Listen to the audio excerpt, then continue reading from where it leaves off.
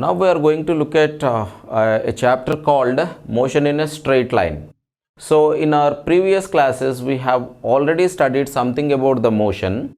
Here the motion can be of three types. I can divide the motion into three categories. The first one is translatory motion. Translatory motion. The second one is rotatory motion. The second one is rotatory motion. And the third one is oscillatory motion. Oscillatory motion. So these are the three types of motions generally we come across. In this, the translatory motion can be one-dimensional, two-dimensional and three-dimensional.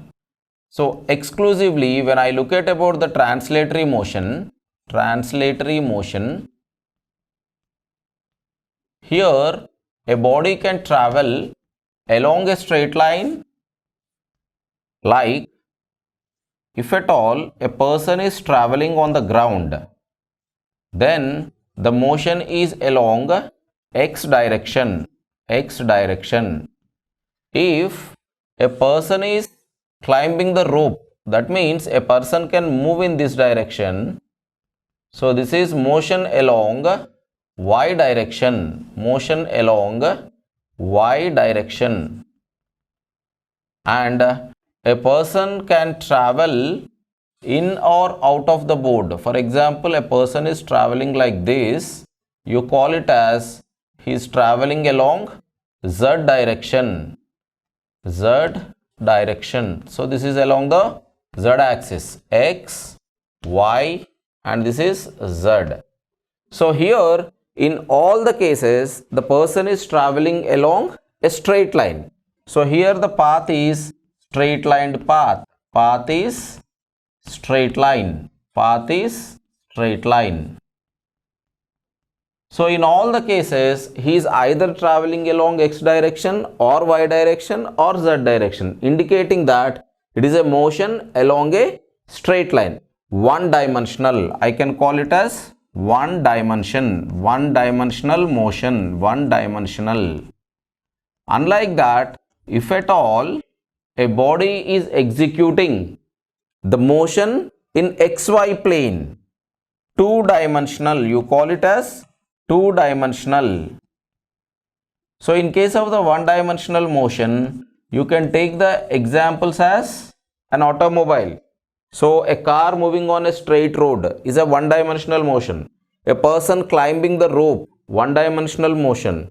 So in and out, suppose if I am going into the tunnel or coming out of the tunnel, it is z direction. It's a two-dimensional motion. Three-dimensional motion. Two-dimensional motion is nothing but along xy plane, but here it is z direction motion is one-dimensional. So ground is xy plane, tunnel is the z. Therefore, it is also a straight lined path. So in case of the two-dimensional motion, the path is restricted to a plane. That means whenever I throw a ball from here, it is executing a path like this, a parabolic path. That means parabolic path. Parabolic path has both x and y directional motion. It is traveling along x as well as along y. So two-dimensional is xy or yz or zx planes. Whenever a body moves in a plane, it is two-dimensional motion. So example, parabolic path. That is when a cricketer throws a ball is thrown by a cricketer to another cricketer, it will be traveling in the parabolic path. Similarly, the bullet fired from a gun, all these things are two-dimensional motions. Anyhow, this is not our contest. We will be looking at one-dimensional motion in a clear way. As the title suggests, we are going to look at the motion in a straight line. So whenever a body is moving in a straight lined path, so what are the physical quantities associated with that? All those things we will be studying in this particular chapter.